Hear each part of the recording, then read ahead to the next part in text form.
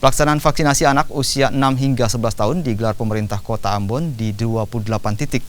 Vaksinasi anak yang digelar menargetkan 17.000 siswa sekolah dasar di hari pertama. Sebanyak 55 tim vaksinator dari Dinas Kesehatan Kota Ambon diturunkan untuk menunjang pelaksanaan vaksinasi anak.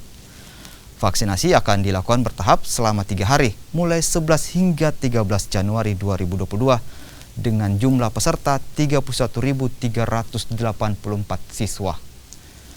Dengan dukungan orang tua siswa, diharapkan pelaksanaan vaksinasi anak dapat berjalan dengan baik.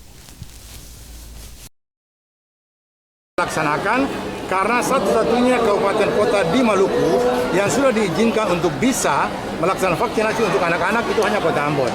Karena apa? Indikatornya ada dua. Pertama, itu dia sudah mencapai lebih dari 70%.